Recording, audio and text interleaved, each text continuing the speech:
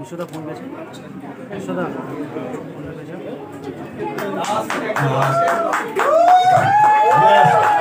আচ্ছা বলছি আমাদের কি বলবো একে নিয়ে, আপনারা এত ভালোবাসা অলরেডি দিয়েছেন, আশা করি ভবিষ্যতেও সেটা বজায় থাকবে, আমরাও হতাশ করব না।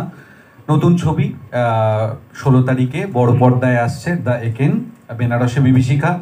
আমার সাথে আমার ইউজুয়াল সঙ্গী যারা সুহদ্র এবং সোমক, তারা থাকছেই। তাছাড়া এখানে মঞ্চে যারা রয়েছেন নতুন মেম্বার্স, এছাড়াও বিশ্বনাথ আছে, বিশ্বনাথ বসু, শাশ্বত চট্টোপাধ্যায়, ঋষভ এবং আরও অনেকে। আমার মনে হয় এইবারের গল্প বলাটা একটা নতুন ধরনের।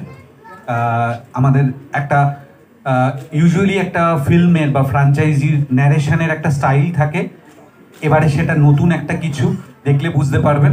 রহস্য একটু জটিল এবং মাল্টিপল রহস্য, সেগুলো কি একসাথে রিলেটেড নাকি আলাদা আলাদা প্যারালালি চলছে, সেসব উত্তর 16 তারিখে পাওয়া যাবে। কিন্তু স্ক্রিপ্টের বাইরেও অনেক গল্প হচ্ছিল আর কি, মানে স্ক্রিপ্টের বাইরে বিভিন্ন চরিত্র বিভিন্ন জায়গায় চলে যাচ্ছিল, এরকম একটা বন্ডিং। ওরা যদিও বহুবার এই কাজটা করেছে, আমি রেবেশ দা, হ্যাঁ, প্যারালাল একটা স্ক্রিপ্ট চলছিল। জয়দীপদার ফ্লোর সবসময় এরকমই থাকে, হাসি খুশি, আর বন্ডিং হওয়ারই কথা এরকম। আমি এর আগে বহু কাজ করেছি, এই কাজটা এই টিমের সঙ্গে প্রথমবার, হইচইয়ের সঙ্গে যদিও বহুবার কাজ করা হয়েছে, তো সব মিলিয়ে দারুণ হয়েছে। ইভেন আমাদের দেখতেও মজা লাগছে, ট্রেলার যতবার দেখছি নিজেরাই হাসছি, মানে নিজেরা হাসছি মানে হচ্ছে নিজেরা তো সবটা জানি, জেনে শুনে হাসছি, মানে আপনাদের সবার ভালো লাগবে। দেখবেন 16 তারিখে আসছে বেনারসে বিভীষিকা। আমার আলাদা করে কিছু বলার নেই, সবাই সবটা বলে দিয়েছে, নতুন করে কিছু বলার নেই। তবে এটুকু বলবো যে জয়দীপদার সঙ্গে আমি বহু আগে থেকে কাজ করছি, বেশ কয়েকটা ছবিতে এবং সিরিয়ালে কাজ করেছি।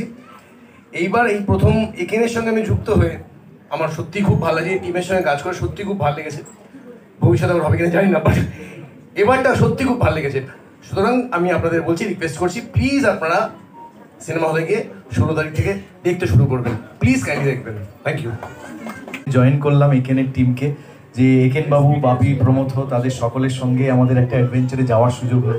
এবং এই ট্রেলারটা দেখতে দেখতে আমার মনে হচ্ছিল, এটা অলরেডি বার 5 আমার দেখা হয়ে গেছে, এখানে আবার দুবার দেখলাম।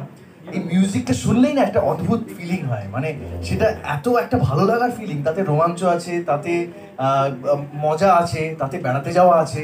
তো এই জিনিসটা এত ভালো লাগে এখানের ব্যাপারে, যে কারণে আরও একবার বলা যে এই টিমের সঙ্গে যুক্ত হতে পেরে আমরা খুবই আনন্দ পেয়েছি। এবং জয়দীপ মুখার্জির হাত ধরে বছর 15 আগে আমার ইন্ডাস্ট্রিতে প্রথম কাজ, টেলিভিশনে গানের ওপারে সিরিয়ালের ডিরেক্টর ছিলেন জয়দীপ। বহুমুখী সম্পর্ক এবং বন্ডিং এটা এত ভালো, তার জন্য কিন্তু এই ছবিটা ভালো হবে। মানে আমি যেমন করার সময় বুঝতে পেরেছিলাম যে আমাদের রাসায়নিক যে বিক্রিয়াগুলো তৈরি হচ্ছে, যেমন কিছুক্ষণ আগে দেখলেন ও বললো যে ওটা কি পড়ে আছে, মনে হচ্ছে যে বালিশের উপর, আর ও একটা খ্যাক করে হাসলো, ওই হাসিটা কিন্তু কৃত্রিম নয়, অভিনয় নয়, ওটা জেনুইন, ন্যাচারাল। তো এইরকম অসংখ্য মজা রয়েছে, এবং এটা সব থেকে বড় কথা যে রোমাঞ্চ রয়েছে, রহস্য রয়েছে। আমি আশা করি অন্যান্য এখানে ছবির মতো এই বেনারসে বিভীষিকা আপনাদের নিরাশ করবে না।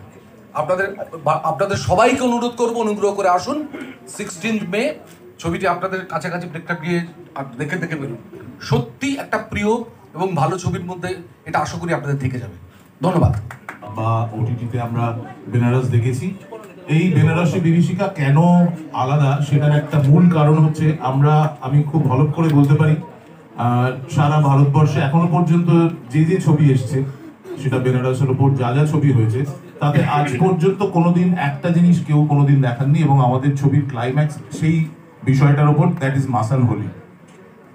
এটা বেনারসের একটা খুব অদ্ভুত হোলি, যেটা হোলির 2 দিন আগে হয়। এবং আমাদের ছবির যে ক্লাইম্যাক্স, সেটা সম্পূর্ণ মাসান হোলিতে শুট করা।